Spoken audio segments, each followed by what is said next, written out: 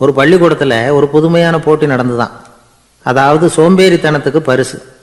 அதில் 2வது பரிசு யாருக்குன்னு அறிவிச்சாங்க. ஒரு பையன் எழுந்திரிச்சு மெதுவாக நடந்து போய் பரிசை வாங்கிட்டான். அடுத்தது முதல் பரிசு யாருக்கு அப்படின்னு அறிவிச்சாங்களாம். அவன் கடைசி வரிசையிலேருந்து கத்தனானான், ஐயா அதையும் அந்த பையன் மூலமாகவே கொடுத்து அனுப்பி வச்சுருங்க, இங்கே வந்தது நான் வாங்கிக்கிறேன் அப்படின்னு நானா. ஒரு ஊரில் 4 நண்பர்கள் இருந்தாங்க. 4 பேரும் சோம்பேறிகள். 4 பேருக்கும் எந்த வேலையும் செய்யறதுக்கு உடம்பு வளையறதில்லை. இருந்தாலும் சோம்பேறித்தனத்தில் ஒருத்தருக்கு ஒருத்தர் கொஞ்சம் வித்தியாசம் உண்டு. அதுக்கு தகுந்த மாதிரி அவங்களுக்கு பேர் அமைஞ்சு போச்சு. ஒருத்தன் கால் சோம்பேறி, இன்னொருத்தன் அரை சோம்பேறி, அடுத்தவன் முக்கால் சோம்பேறி, கடைசி ஆள் முழு சோம்பேறி. இவங்க 4 பேரும் நண்பர்கள். அப்புறம் எப்படி காரியம் நடக்கும்? 4 பேரும் ஒரு வீதியில் அப்படியே நடந்து போய்கிட்டு இருக்கிறாங்க. நல்ல பசி. எங்கேயாவது சோறு போடுவாங்களா அப்படின்னு பார்த்துக்கிட்டே வந்தாங்க. அவங்க வந்த வழியில் ஒரு ரூபா காசு கிடந்தது தரையில். அவங்க கண்ணில் அது பட்டுது. ஆனாலும் அதை குனிஞ்சு எடுக்கணுமே, அதுக்கு சோம்பேறித்தனம். முழு சோம்பேறி பார்த்தான். பக்கத்தில் வந்துக்கிட்டு இருந்த முக்கால் சோம்பேறிக்கிட்ட சொன்னானா, டேய் அதை கொஞ்சம் குனிஞ்சு எடுறா அப்படின்னானா.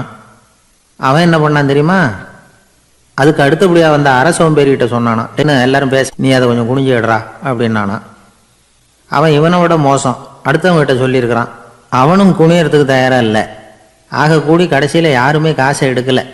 என்னத்துக்கு அனாவசியமாக உடம்பை வளைச்சிக்கணும் அப்படின்னு எல்லாரும் பேசாமல் வந்துட்டாங்க.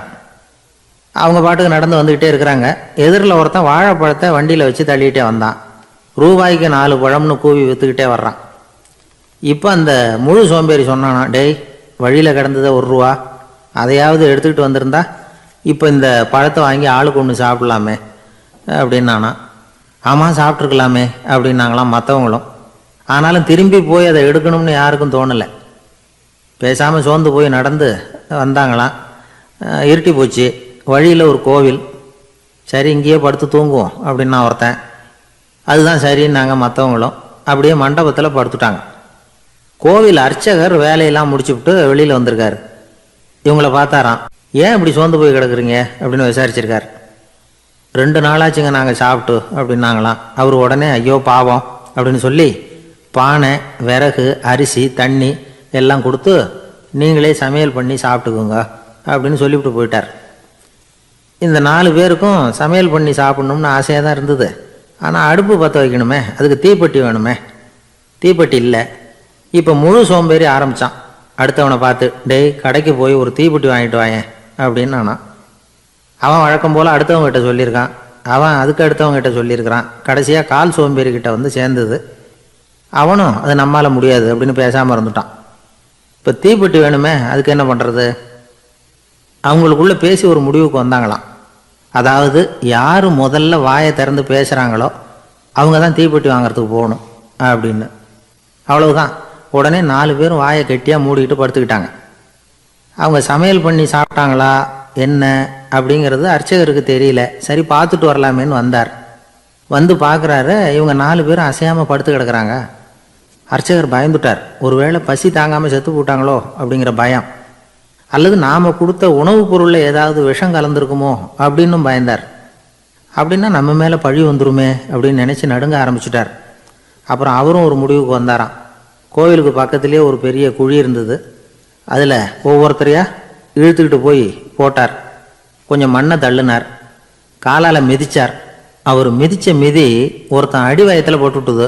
அவன் உடனே வலி தாங்காமல் ஐயோ அம்மான்னு அலறினான். உடனே நடந்தது என்ன தெரியுமா? மற்ற 3 பேரும் துள்ளி எழுந்திரிச்சாங்களாம். அவனை பார்த்து, நீ தாண்டா தீப்பெட்டி வாங்க போகணும், நீ தாண்டா வாங்க போகணும், நீ தான் சத்தம் போட்ட அப்படின்னு சொல்லி ஆரம்பிச்சுட்டாங்களாம். அர்ச்சகர் பார்த்தார். இது பேய் மாதிரி தெரியுதுன்னு நினச்சிக்கிட்டு ஒரே ஓட்டமாக ஓடி போட்டாராம். கிராமப்புறங்களில் இப்படி ஒரு கதையை சொல்கிறது உண்டு. சோம்பல்ங்கிறது நம்ம முன்னேற்றத்துக்கு பெரிய தடை அப்படிங்கிறத நாம் புரிஞ்சுக்கணும். அதுதான் இந்த கதை சொல்கிற நீதி. ஒரு ஊரில் ஒரு ஆள் இருந்தான். நிறைய பணம் சேர்த்தான். அவனுக்கு சம்பாதிக்க தெரியுமே தவிர செலவு பண்ண தெரியாது. மகா கஞ்சன். காசை கையில் எடுக்கவே மாட்டான். எடுத்தால் செலவு செய்ய வேண்டியிருக்குமே. அதனால் இப்படியே அவன் காலத்தை ஓட்டி விட்டான். வயசாகிட்டுது.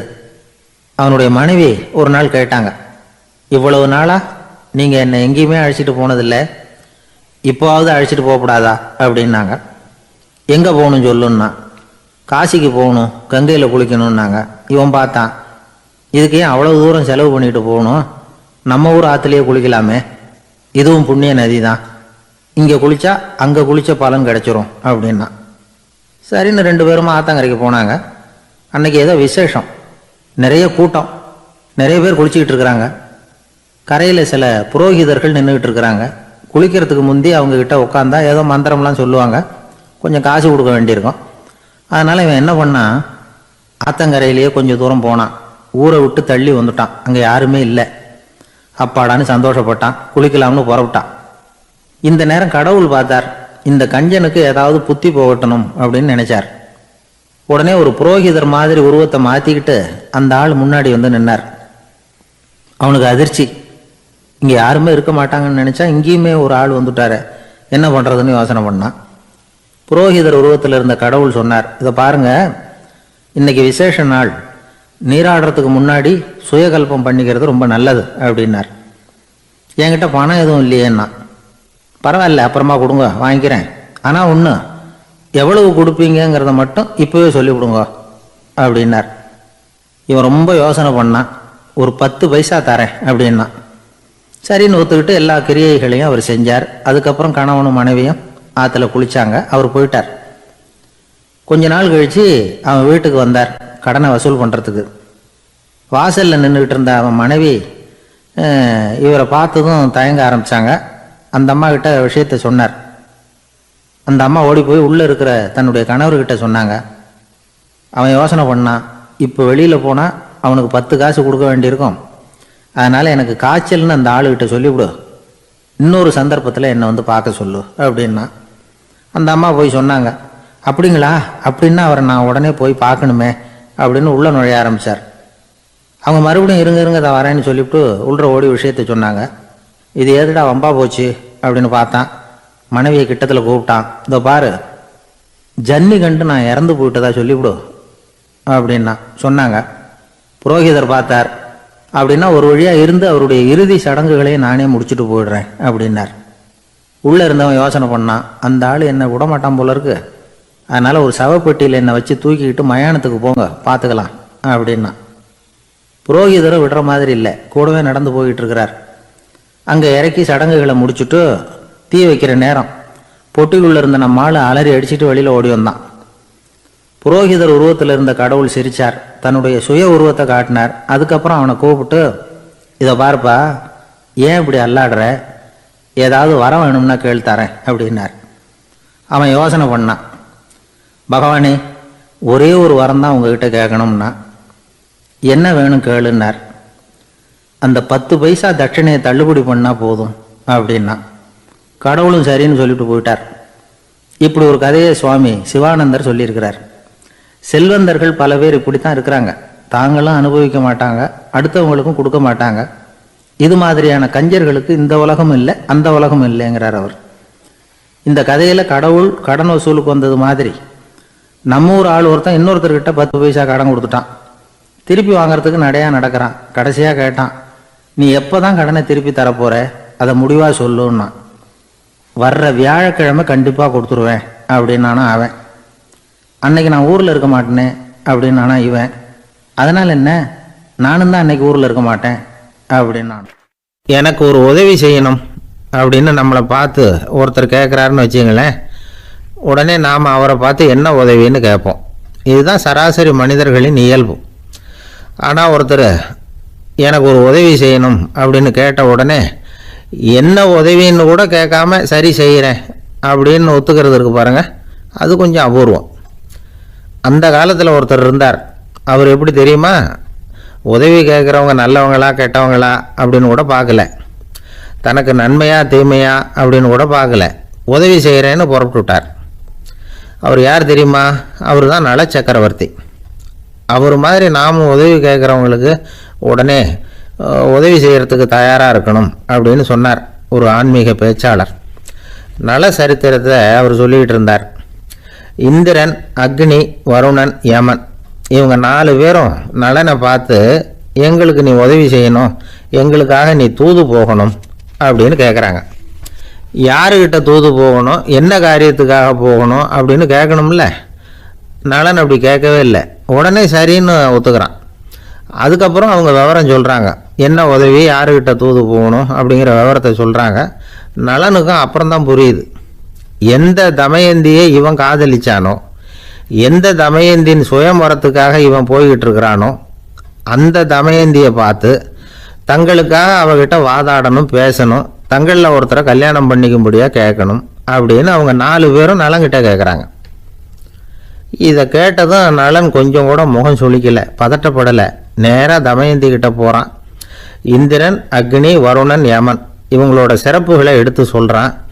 இவங்களில் ஒருத்தரை கல்யாணம் பண்ணிக்கலாம் அப்படின்னு சொல்லி கேட்டுக்கிறான். ஆனால் இதுக்கு தமயந்தி சம்மதிக்கலை. சுயம்வரம் நடக்குது, அவன் நலனை தேர்ந்தெடுக்கிறான்.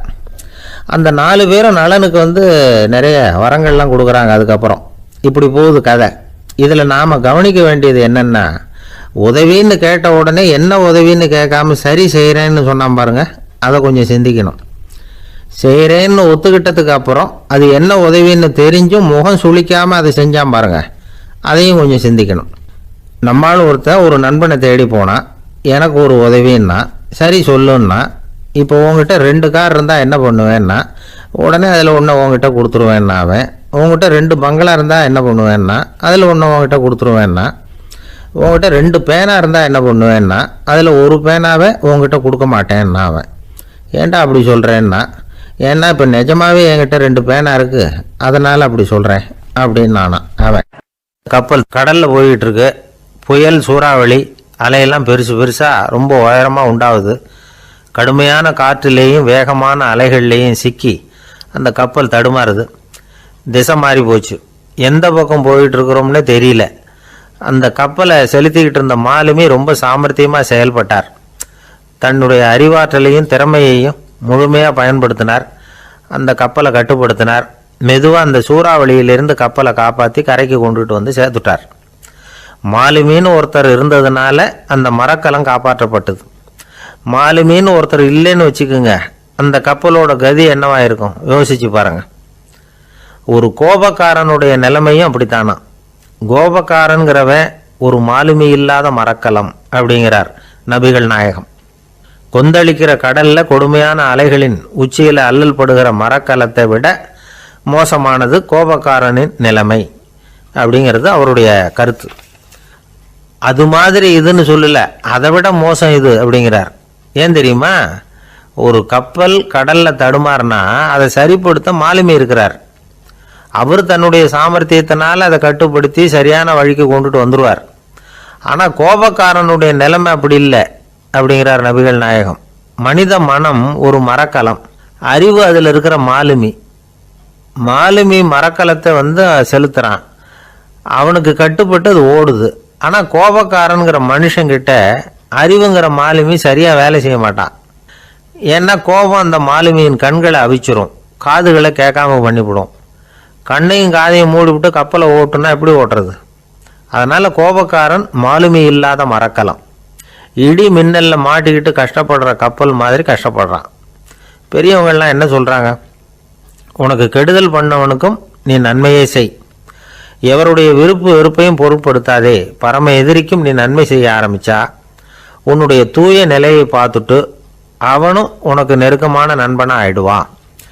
இதுதான் பெரியவங்க நமக்கு சொல்லியிருக்கிறது. புனித குரான் சொல்கிறது என்ன, தீமையை நன்மையை கொண்டே நீர் தடுத்து கொள்ளும் அப்படின்னு சொல்லப்பட்டிருக்கிறதுல. இன்னா செய்தாரை ஒருத்தல் அவர் நாண நன்னயம் செய்து விடல் அப்படிங்கிறார் திருவள்ளுவர். செல்வந்தர் ஒருத்தர்கிட்ட ஒரு சிறுவன் ஆடு மேய்ச்சிக்கிட்டு இருந்தானா. பெரியவர் அவனை கூப்பிட்டு, நீ நேராக போய் ஒரு ஆட்டில் உள்ள ரொம்ப நல்ல பகுதி எதுவோ அதை எடுத்துக்கிட்டு வா அப்படின்னாரான். இவன் போனான். ஒரு ஆட்டு உடம்புல இருந்த நாக்கு, இருதயம், இது 2ஐயும் எடுத்துகிட்டு கொடுத்தானான். பெரியவர் வாங்கி பார்த்தார். அதுக்கப்புறம் இப்போ நீ போய் இன்னொரு ஆட்டில் இருக்கிற ரொம்ப கெட்ட பகுதி எதுவோ அதை எடுத்துகிட்டு வா அப்படின்னாரான். இவன் போய் எடுத்துகிட்டு வந்தான். அவன் கையில் இருந்தது மறுபடியும் அதே மாதிரி நாக்கு, இருதயம், இது 2ம் தான். என்னது இப்பவும் அதையே கொண்டுட்டு வந்திருக்கிற அப்படின்னாரான் பெரியவர். இவன் சொன்னானா, ஒரு உடம்புல உள்ள ரொம்ப நல்ல பொருளும் இதுதான், ரொம்ப கெட்ட பொருளும் இதுதான் அப்படின்னானா. இளம் வயசில் இப்படி பதில் சொன்னவர் தான் பேரறிஞர் லுக்மானுல் ஹக்கீம் அவர்கள். கோபப்படாமல் இருந்தால் இது ரெண்டும் நல்லா வேலை செய்யும், கோபப்பட்டால் இது ரெண்டும் மோசமாக வேலை செய்யும். அதை புரிஞ்சுக்கிறதுக்காகத்தான் இன்றைக்கி இந்த தகவல். கோபம் வந்துட்டால் நாம் என்ன செய்கிறோங்கிறது நமக்கே தெரியாது. ஒருத்தர் டாக்டர்கிட்ட போனார் அவசரமாக, டாக்டர் எனக்கு இப்போ கடுமையான கோப வெறி, எனக்கு கண்ணு மண்ணு ஒன்றும் புரியல, உடனடியாக அதை கட்டுப்படுத்தணும், உடனே இதுக்கு ஏதாவது ஒரு மாத்திரை கொடுங்க ப்ளீஸ் அப்படின்னார். அந்த டாக்டரும் உடனே ஒரு மாத்திரையை கொடுத்து இதை உடனே போடுங்க, நான் தண்ணி கொண்டுட்டு வரேன்னு உள்ளே போனார். தண்ணியோடு திரும்பி வந்தார். இவர் சொன்னார், டாக்டர் நீங்கள் கொடுத்த மாத்திரை ரொம்ப பெருசாக இருந்தது, இருந்தாலும் கஷ்டப்பட்டு முழுங்கிட்டேன்னார். டாக்டர் சந்தேகத்தோடு மேசையை பார்க்குறார். பார்த்தா மாத்திரை அங்கேயே இருக்குது, பேப்பர் வெயிட்டை காணலை. இந்த உலகத்தில் தான் மட்டும் வாழ்ந்தா போதும் அப்படின்னு நினைக்கிறவங்க உண்டு, தானும் வாழணும் அடுத்தவங்களும் வாழணும் அப்படின்னு நினைக்கிறவங்களும் உண்டு. முதல்ல சொன்ன வகையை சேர்ந்த மனிதர்கள் எப்படி தெரியுமா? எப்படியாவது தான் மட்டும் வாழ்ந்தால் போதுங்கிற நினைப்பு தான் எப்பவும் அவங்களுக்கு இருக்கும்.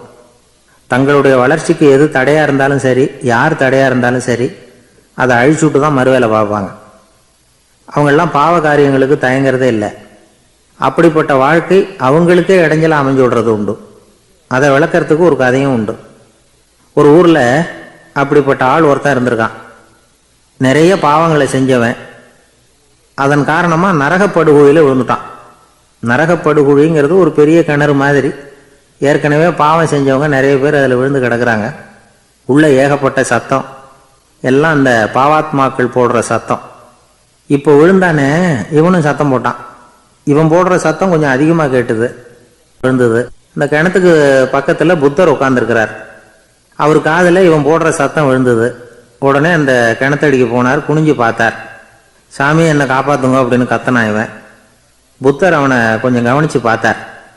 மனித சமுதாயத்துக்கு அவன் என்னென்ன கெடுதல் பண்ணியிருக்கிறாங்கிற விவரமெல்லாம் அவர் மனக்கண்ணில் தெரிஞ்சது. அவருக்கு எல்லாம் புரிஞ்சு போச்சு. இருந்தாலும் அவனை காப்பாற்றுறதுக்கு ஏதாவது வழி உண்டா அப்படின்னு யோசித்தார். அவன் தன்னுடைய வாழ்நாளில் ஏதாவது நல்லது செஞ்சிருக்கானா அப்படின்னு பார்த்தார். ஒரே ஒரு சமயம் அவன் தன்னுடைய காலடியில் மிதிபட இருந்த சிலந்தியை மிதிக்காமல் தாண்டி போயிருக்கிறான். இந்த ஒரு காரியத்துக்காக அவனை கரையேற்ற முடியுமா அப்படின்னு நினைச்சார். அவ்வளவுதான். உடனே அவர் கையில் ஒரு சிலந்தி வந்து உட்காந்துதான். அதுகிட்ட இருந்து நூல் இழை வெளிவர ஆரம்பிச்சது. அந்த நூல் இழை கிணற்று ஆழம் வரைக்கும் அப்படியே நீண்டுக்கிட்டே போச்சான். புத்தர் பார்த்தார். இந்த நூலை பிடிச்சிக்கிட்டு மேலே ஏறி வா அப்படின்னார். என்னங்க சொல்றீங்க, இந்த சிலந்தி நூல் என்ன தாங்குமான்னு கத்துனான். எல்லாம் தாங்கும், அதை பிடிச்சிக்கிட்டு ஏறி வா அப்படின்னார். சந்தேகத்தோடவே அவன் அந்த நூல் இழையை பிடிச்சி இழுத்து பார்த்தான். ரொம்ப வலுவாக இருந்தது. அவனுக்கு ஆச்சரியம். அதை பிடிச்சிக்கிட்டே மெதுவாக மேலே ஏறி வர ஆரம்பிச்சிட்டான். பாதி தூரம் ஏறி வந்திருப்பான். அப்போ அவன் காலுக்கு கீழே ஏதோ சத்தம். என்னன்னு குனிஞ்சு பார்க்கறான். கீழே கிடந்தவங்க சில பேரும் அந்த நூலை பிடிச்சி மேலே வந்துக்கிட்டு இருக்கிறாங்க. இவனுக்கு கோபம் வந்துட்டுது. தன்னுடைய இடுப்பில் வச்சிருந்த கத்தியை எடுத்து தன்னுடைய காலுக்கு கீழே நூல் இழையை அப்படியே வெட்டி விட்டுட்டான். இனிமேல் நாம் மட்டும்தான் மேலே ஏறி வந்துடணும் அப்படின்னு நினச்சிக்கிட்டான். ஆனால் நடந்தது என்ன தெரியுமா? மொத்த நூல் இழையும் அப்படியே அருந்து கீழே விழுந்துட்டுது. அவனும் பொத்துன்னு கீழே விழுந்துட்டான். மறுபடியும் கத்த ஆரம்பிச்சிட்டான். ஏற்கனவே அவன் செஞ்சிருந்த ஒரு சிறு கருணை அந்த நூல் இழைக்கு உறுதியை கொடுத்தது. இப்போ அவன் செஞ்ச பாவம் அந்த நூல் இழையை வலுவிழக்க செஞ்சுட்டுது. அடுத்தவங்களும் வாழணுங்கிற எண்ணம் அவனுக்கு இருந்திருந்தா இப்போ அவனும் கரையேறி வந்திருப்பான், மற்றவங்களும் சௌக்கியமாக வந்து சேர்ந்துருப்பாங்க. அதனால் நாமும் வாழணும் அடுத்தவங்களும் வாழணும் அப்படின்னு நினைக்கிறவன் வாழ்க்கையில் சீக்கிரம் முன்னுக்கு வந்துடுவான். ஒருத்தன் ஒரு டாக்டர்கிட்ட போனான், மருந்து வாங்கினான். வாங்கி கொண்டாந்து பேசாமல் வச்சுட்டான், சாப்பிடல. அப்புறம் எதுக்காகப்பா போய் அவர்கிட்ட மருந்து வாங்கினேன் அப்படின்னு கேட்டாங்க. டாக்டர் வாழணும் இல்லையா, அதனால தான் அப்படின்னா. அவர் கொடுத்த மருந்தை நீ ஏன் சாப்பிடல அப்புறம் அப்படின்னு கேட்டாங்க. நான் வாழணும் இல்லையா, அதுக்காக தான் அப்படின்னா. ஒரு ஊரில் ஒரு ராஜா இருந்தார். அவர் ஒரு நாள் காலையில் அரண்மனையில் மேல் மாடத்தில் வந்து நின்றுக்கிட்டு இருந்தார். அப்போ ஒரு ஆள் வீதியில் ரொம்ப வேகமாக ஓடிக்கிட்டு இருக்கான். அதை ராஜா கவனித்தார். அவன் மனசில் ஏதோ ஒரு தவிப்பு இருக்குங்கிறத புரிஞ்சுக்கிட்டார். உடனே அரண்மனை சேவகர்களை கூப்பிட்டார். அந்த ஆளை இங்கே அழைச்சிட்டு வாங்க அப்படின்னார். இவங்க ஓடி போய் அந்த ஆளை அழைச்சிட்டு வந்தாங்க. மன்னர் முன்னாடி நிறுத்தினாங்க. மன்னர் அவனை நிமிர்ந்து பார்த்தார். எதுக்காக இவ்வளோ வேகமாக ஓடிக்கிட்டு இருக்கிற அப்படின்னு கேட்டார். இதுக்கு அவன் சொன்னா, மன்னா நம்ம கோட்டையின் வடக்கு வாசல் இருக்கு இல்லையா, அது ஓரமாக ஒரு பெரிய பாறாங்கல் கிடக்கு. அதுக்கு அடியில் நான் ஒரே ஒரு வெள்ளி நாணயத்தை புதைச்சி வச்சிருக்கேன். அது இப்போ எனக்கு தேவைப்படுது. என்னுடைய மனைவிக்கு ஒரு பரிசு வாங்கி கொடுக்க வேண்டியிருக்கு. அதுக்காக தான் அவசரமாக ஓடிக்கிட்டு இருக்கிறேன் அப்படின்னா. மன்னர் யோசனை பண்ணார். அப்புறம் சொன்னார், அதுக்காகவா இப்படி ஓடுற? பரவாயில்ல, அதை பற்றி கவலைப்படாத. நான் உனக்கு 10 வெள்ளி காசுகள் தர்றேன், வாங்கிட்டு திரும்பி போ அப்படின்னார். இவன் தலையை சொரிஞ்சான். மன்னா, நீங்கள் கொடுக்கறத ரொம்பவும் மகிழ்ச்சியோடு வாங்கிக்கிறேன். இருந்தாலும் அதுக்கப்புறம் அந்த வடக்கு வாசலுக்கு போய் அங்கே இருக்கிற ஒரு நாணயத்தையும் எடுத்துக்கிட்டு போயிடுறேனே அப்படின்னானா. இதை பாருப்பா, அந்த ஒரு நாணயத்தை மறந்துடு, உனக்கு 100 வெள்ளி நாணயங்கள் தரேன்னு இருக்கார். மன்னா, ரொம்ப மகிழ்ச்சி. உங்கள் மாதிரி தாராள குணம் வேற யாருக்கும் வராது. நீங்கள் கொடுக்குற 100 நாணயங்களையும் வாங்கிக்கிறேன். இருந்தாலும் வடக்கு வாசலுக்கு போய் அதையும் எடுத்துக்கிட்டா 101 ஆயிடுமே அப்படின்னானா. இதை பாருப்பா, அந்த ஒரு நாணயத்தை மறந்துடு, அது எக்கேடாவது கெட்டு போட்டோம். நான் உனக்கு 100 பொற்காசுகள் தரேன், அதையாவது வாங்கிட்டு வந்த வழியிலேயே திரும்பி போடுன்னாரான். தங்க நாணயங்களே தரேன்னு சொல்கிறீங்க, தாராளமாக வாங்கிக்கிறேன். இருந்தாலும் வடக்கு வாசலுக்கு போய் அப்படின்னு மறுபடியும் ஆரம்பித்தான். அரசர் பொறுமை இழந்துட்டார். கடைசியாக ஒரு முடிவுக்கு வந்துட்டார். இதை பாருப்பா, உனக்கு என்னுடைய ராஜ்யத்திலேயே பாதியை கொடுத்துட்றேன், அப்படியாவது திருப்தியாக திரும்பி போ அப்படின்னாராம். மன்னா, உங்களுடைய பெருந்தன்மைக்கு ஈடு இணையே கிடையாது. தேசத்திலேயே பாதி பிரித்து கொடுக்குறேன்னு சொல்கிறீங்க, அதனால் உங்ககிட்ட ஒரு சின்ன வேண்டுகோள் அப்படின்னானா. சொல்லுன்னாராம் மன்னர் ஆர்வமா. இவன் மெதுவாக ஆரம்பித்தான். அப்படி இந்த ராஜ்யத்தை 2ஆ பிரிக்கிறப்போ அந்த வடக்கு வாசல் இருக்கிற பக்கத்தை என்கிட்டயே கொடுத்துருங்கோ அப்படின்னானா. மன்னர் அசந்து போயிட்டார். இந்த கதை எதுக்காகன்னு கேட்டால், மனம்ங்கிறது ஒரு குரங்குங்கிறத புரிஞ்சுக்கிறதுக்காகத்தான். உன்னை பிடிச்சிக்கிட்டா லேசில் விடாது. அப்படிப்பட்ட மனசை அறிவு தான் வழி நடத்தணும். அதில் தான் வாழ்க்கையின் வெற்றி அடங்கியிருக்குது. ஒரு சின்ன பையன் தெருவில் அழுதுகிட்டு இருந்தான். ஏன்பா அழுவுறேன்னு ஒரு பெரியவர் கேட்டார். 1 ரூபா காசை இங்கே தொலைச்சுட்டேன் அப்படின்னா. சரி, அதுக்காக அழாத, அதுக்கு பதிலாக 10 ரூபா தரேன், இந்தா வச்சுக்கோன்னு கொடுத்தார். அந்த 10 ரூபாயை வாங்கி சட்டப்பையில் போட்டுக்கிட்டு அதை விட அதிகமாக சத்தம் போட்டு அழ ஆரம்பிச்சுட்டான். மறுபடியும் ஏண்டா அழறேன்னு கேட்டார் பெரியவர். அந்த 1 ரூபாயும் கிடைச்சிட்டுதுன்னா இப்போ என்கிட்ட 11 ரூபா இருக்குமே, இப்போ 10 ரூபா தானே இருக்குது அப்படின்னு சொல்லிவிட்டு அழறான். ஒரு ஊரில் ஒரு ஆள் இருந்தான். அவன் ஒரு நாள் கோயிலுக்கு போனான். கடவுள்கிட்ட வேண்டிக்கிட்டான், எனக்கு ஒரு 1,00,000 ரூபா நீ கொடுத்தா நான் உன் சன்னதியில் ஒரு தேங்காய் உடைக்கிறேன் அப்படின்னு வேண்டிக்கிட்டான். கடவுள் பார்த்தார். உடனே அவன் கண் முன்னாடி தோன்றினார். இந்தா நீ கேட்ட 1,00,000 ரூபாய் அப்படின்னு சொல்லி அவன் கையில் பணத்தை கொடுத்துட்டு மறைஞ்சிட்டார். இவனால் நம்பவே முடியல. இவ்வளவு சுலபமாக கிடைக்கும்னு தெரிஞ்சிருந்தா அனாவசியமாக ஒரு தேங்காய் உடைக்கிறேன்னு வேண்டியிருக்க வேண்டியது இல்லையே அப்படின்னு நினச்சான். இருந்தாலும் வேண்டுதலை நிறைவேற்ற வேண்டியது கடமை. அதுக்காக என்ன பண்ணால், பக்கத்தில் ஒரு கடைக்கு போனான். ஒரு தேங்காயை கையில் எடுத்தான். இது என்ன விலைன்னு கேட்டான். 5 ரூபான்னார் கடையில் இருந்தவர். அதிகமாக இருக்குதே விலைன்னா. அப்படின்னா ஒன்று செய்யுங்க, அடுத்த ஊருக்கு போங்க, அங்கே தென்னந்தோப்பு அதிகம், அதனால் அங்கே இதை விட குறைஞ்ச விலைக்கு கிடைக்கும் அப்படின்னார். சரின்னு அடுத்த ஊருக்கு கிளம்புனான். அங்கே போய் விசாரித்தான். ஒரு தேங்காய் 3 ரூபாய் விலைன்னாங்க. இதுவும் அதிகமாக தெரியுதேன்னா. அப்படின்னா ஒன்று செய்ய, அதோ அந்த ஆற்று ஓரமாக ஒரு தென்னை மரம் இருக்கு பார், அதில் நீயே ஏறி பறிச்சுக்கோ, ஒரு தேங்காய்க்கு 1 ரூபா கொடுத்தா போதும் அப்படின்னார் அந்த தோப்புக்கு சொந்தக்காரரு. இவனுக்கு மரம் ஏற தெரியாது. இருந்தாலும் ஆசை யாரை விட்டுது, விலை சல்லிசாக இருக்குதே. ஆற்று ஓரம் போனால் தட்டு தடுமாறி அந்த மரத்தில் ஏறினா அந்த தென்னை மரம் வளைஞ்சி ஆற்று பக்கம் போய் அப்புறம் நிமிர்ந்து இருந்தது. அதாவது மரத்தின் உச்சி சரியாக ஆற்றுக்கு நடுவில் இருந்தது. ஆற்றுல வெள்ளம் கரை புரண்டு ஓடிக்கிட்டு இருக்கு. இவன் கடவுள் கொடுத்த 1,00,000 ரூபாயை மடியில் வச்சு இறுக்கி கட்டிக்கிட்டான். உச்சிக்கு போய் காய் பறிக்கிற சமயத்தில் காற்று மழையும் பலமாக கலந்து அடிக்க ஆரம்பிச்சுட்டுது.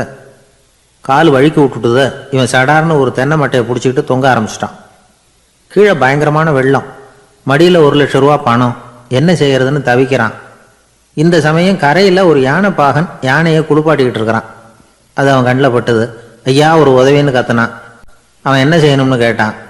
உன் யானையை மெதுவாக இங்கே அழைச்சிட்டு வா, எனக்கு நேராக கீழே நிறுத்து, என் காலை பிடிச்சி மெதுவாக கீழே இறக்கி விட்டுரு, என் மடியில் இருக்கிற பணத்தில் உனக்கு 10,000 ரூபா தரேன் அப்படின்னா. அவன் பார்த்தான்.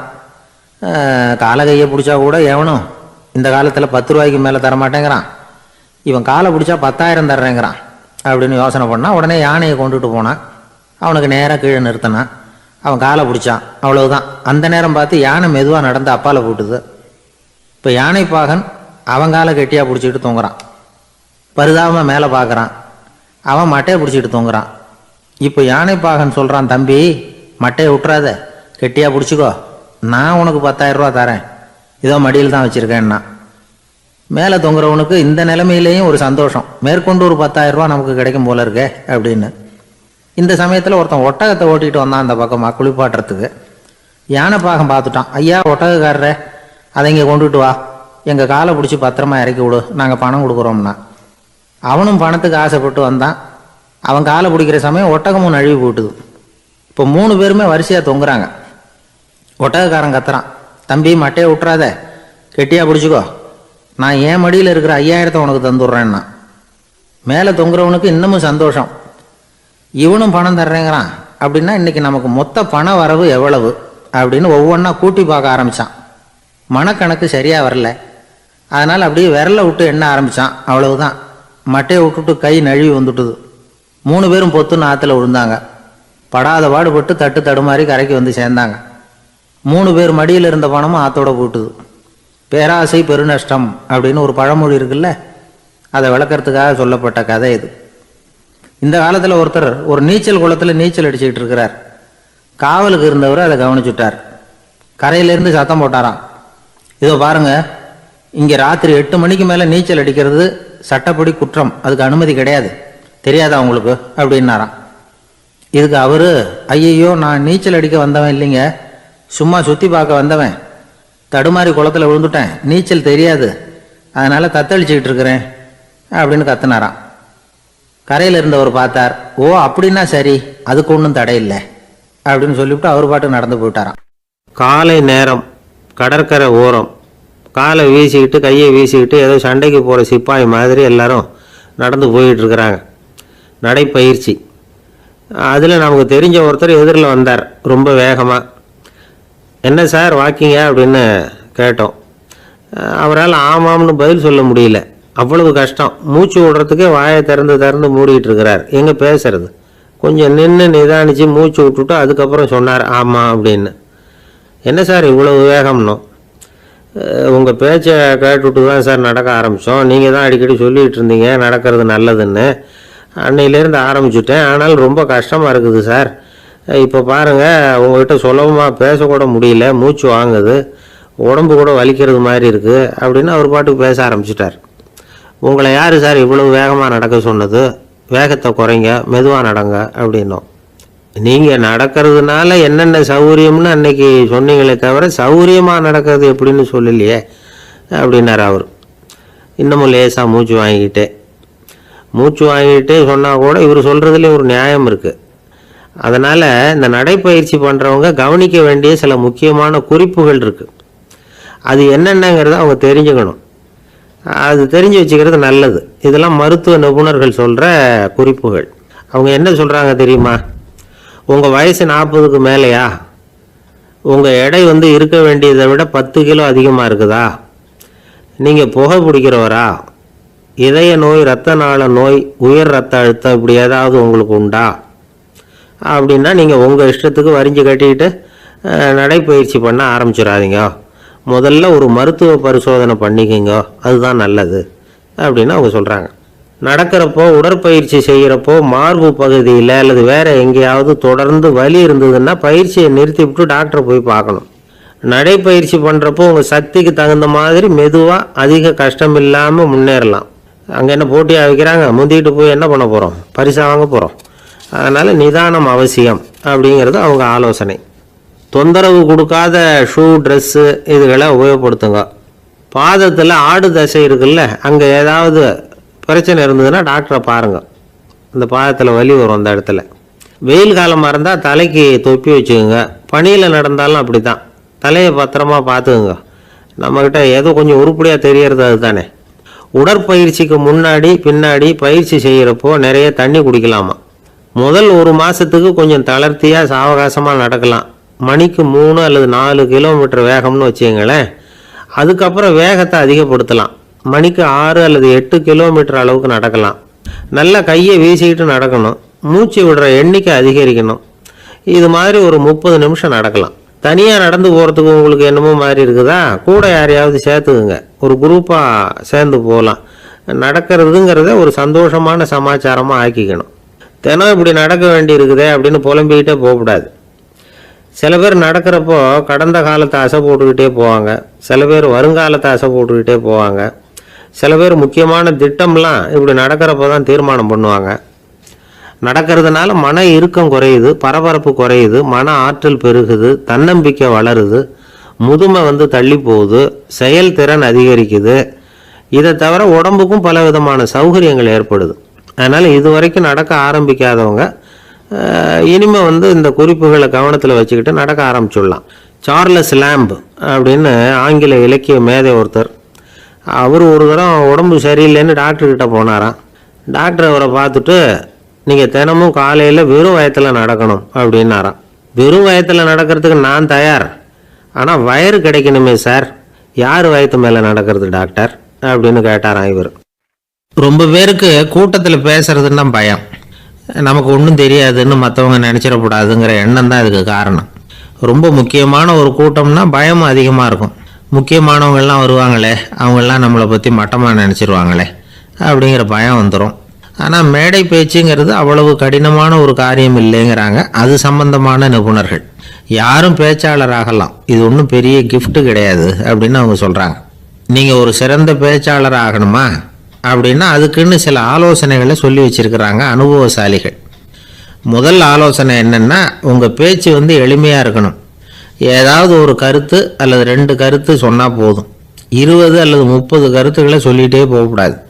ரெண்டாவது ஆலோசனை, நீங்கள் என்ன பேச போகிறீங்கிறது முதல்ல உங்களுக்கு நல்லா புரியணும்.